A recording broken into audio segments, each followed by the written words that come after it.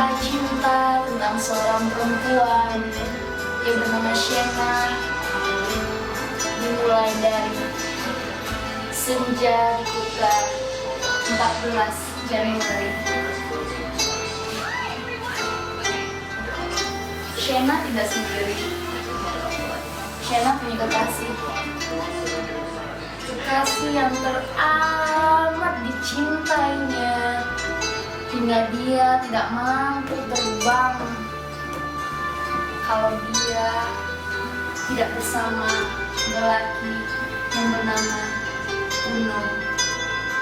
Lelaki yang sudah memberinya sejuta pengharapan, satu pembenaran, 1000 cinta. Janji-janji Uno, cinta Uno, kesakitan, kemarahan, kecemburuan, luka yang kadang membuat dia jatuh begitu jauh, tapi dia butuh waktu untuk yang begitu lama untuk bangkit kembali dan menerima Uno lagi. Kesakitan yang dia namakan cinta, kekecewaan yang dia namakan kasih sayang, padahal orang lain mengatakan kalau Uno tidak pernah ada. Shena tetap tegar pada keyakinannya, tetap terbang jauh dan semakin jauh, semakin larut dalam hati seorang Uno. Shena bilang, itulah kenikmatan mencintai lelaki seperti Uno. Kesakitan itu yang membawakan damai tersendiri bagi hatiku. Kekecewaan itu yang membuat air mataku jatuh, tapi aku tak pernah menyesalinya. Karena air mata yang diberikan Uno, karena kekecewaan yang dihadirkan seiring dengan cintaku dengan Uno, merupakan kebahagiaan yang sudah kutunggu sekian lamanya. Ketika aku sudah tak mampu lagi mencari lelaki lain, ketika aku sudah menemukan Uno, itu yang selalu Shena bilang dalam hatinya. Ketika semua orang meluluh lantahkan keyakinan Shena terhadap lelaki yang bernama Uno, dia tetap tegar walaupun berjalan sendirian. Dia tetap berjalan walaupun dia tahu jalan itu gelap. Dia tetap berjalan walaupun dia meraba. Shena sudah seperti orang buta, tapi dia tetap melihat. Suatu hari Uno bilang kepada Shena, "Aku adalah biolamu yang selalu kamu bawa kemana-mana. Aku tidak akan pernah disebut biola jika aku tak berdawai. Dan ketika aku tak berdawai, aku tidak akan pernah menghasilkan alunan musik yang begitu indah. Aku juga akan disebut Uno. Aku akan dipanggil Uno ketika Uno mempunyai nama Shena di hatinya. Uno juga mempunyai janji yang begitu banyak, menemui Shena 2 tahun lagi di senja kota, di pasir putih. Ketika itu Uno bilang, "Kamu tidak perlu mencariku. Kompas di hatimu yang akan mengarahkan hatimu kepadaku." Lalu Shena tidak juga berhenti, karena Uno adalah nafas di paru-parunya. Mencintai Uno membuat kesejukan batin tersendiri bagi Shena ketika Tuhan mempertemukannya dalam takbir yang pertama 14 Januari.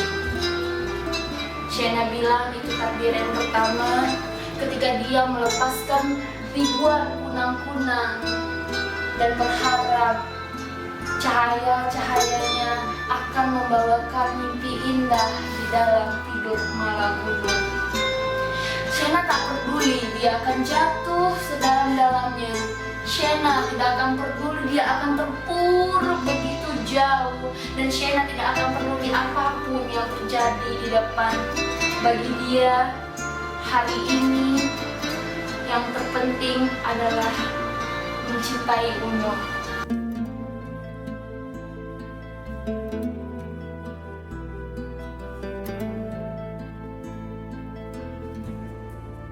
Gawai biola yang dimainkan dengan nada dikunci G setiap senja.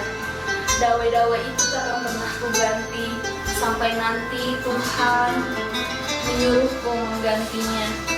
Kalau Uno adalah biola yang selalu kubawa, maka aku adalah separuh jiwa yang ada di tubuh Uno. Separuh jiwa yang menjadi satu pembenaran di antara seribu-seribu kesalahan yang datang di hidup Uno. Suatu hari, Shena bilang, aku akan pulang ke Indonesia.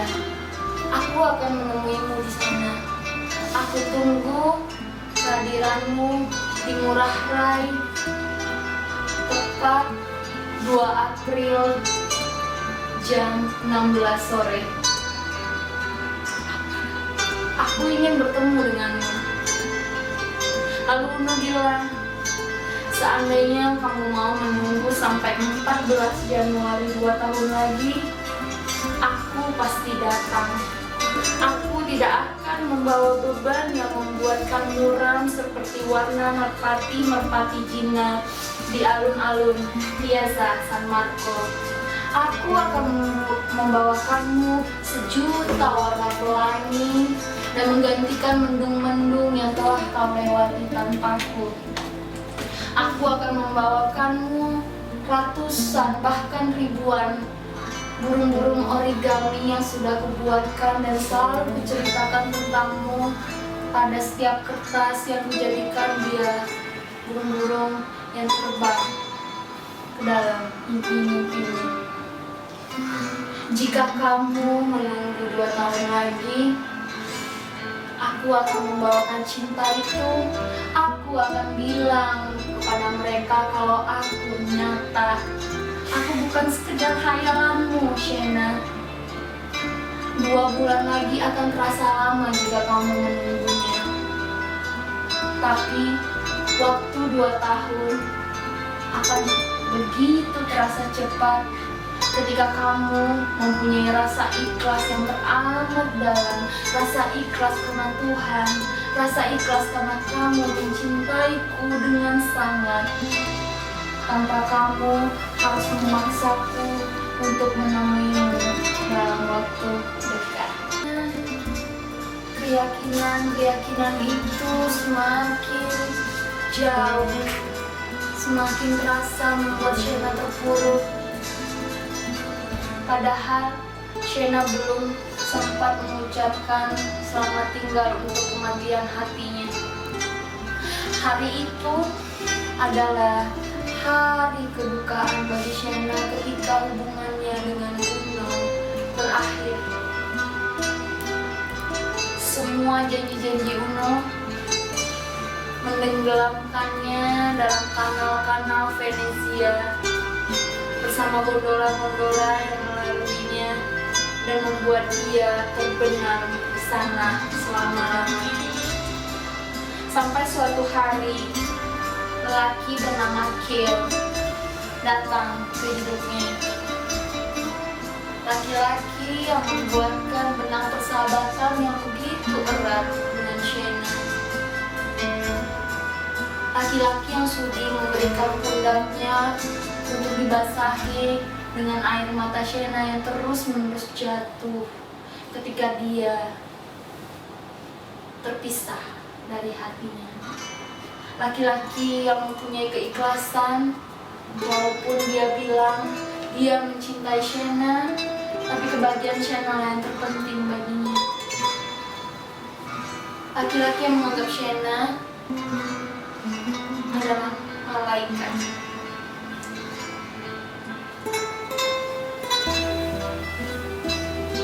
Shena bilang, keajaiban waktu dan jarak yang begitu jauh mendekatkan aku padanya. Ketika hati Shena sudah mulai luluh, hati Shena sudah mulai terbuka karena keyakinan Kale. Dan dia juga bilang,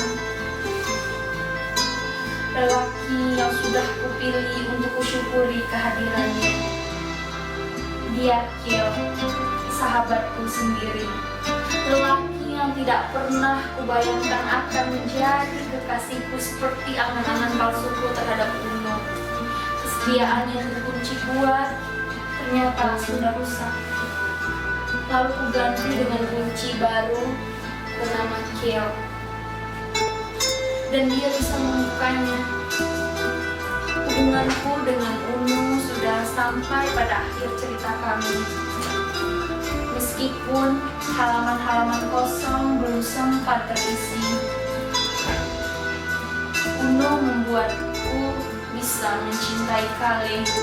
Kesempatan mengambilnya untuk menemuiku dengan segera malah diambil oleh Kale, dan kami dipertemukan Tuhan di satu kota yang sama. Bukan jarak yang begitu jauh, bahkan bentangan waktu seperti bentangan waktu yang memisahkan aku dan Uno.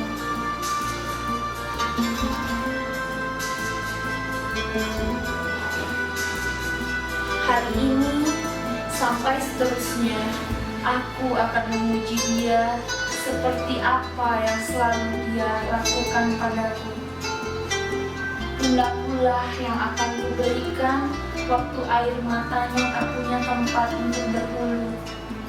Jemariku lah yang akan selalu menggenggam erat jemari Kale hingga kami memiliki tujuan yang sama dalam langkah yang kadang berbeda. Uno adalah kemarau berkepanjangan yang membuat suaraku parau setiap kali aku habis menangisinya.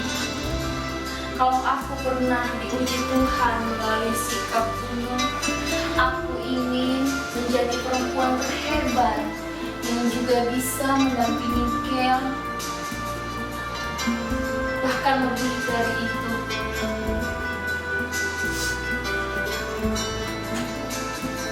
Sampai pada akhir cerita ini, Shena tetap terbang jauh dan larut bersama benang merah yang sudah dirubah warnanya dari warna biru. Benang yang mengikatnya dengan Kale dalam ikatan persahabatan lalu menjadi cinta. Dan Shena akan terus berkelana sepanjang hidupnya, seperti Kale yang selalu menganggapnya kalau dia adalah sebuah kanvas. Kuas-kuas itu sekarang sudah menjadi milik Kale. Dan bagaimana caranya Shena akan menjadi lukisan yang begitu indah, itu tergantung dengan warna dan cara Kale mengoleskan tinta-tinta itu di atas kanvas yang bernama Shena. Kale selalu bilang kalau kata anggun terlahir karena Shena ada di dunia. Shena adalah rumus matematika tersulit yang membuat keningnya berkerut setiap kali Shena lewat. seperti pertanyaan-pertanyaan yang begitu sulit dan tidak pernah bisa dijawab oleh siapapun. Dan akhirnya Kale bisa menjawabnya. Kale juga bilang, Shanna adalah perempuan terindah setelah Danisa, kekasihnya dulu.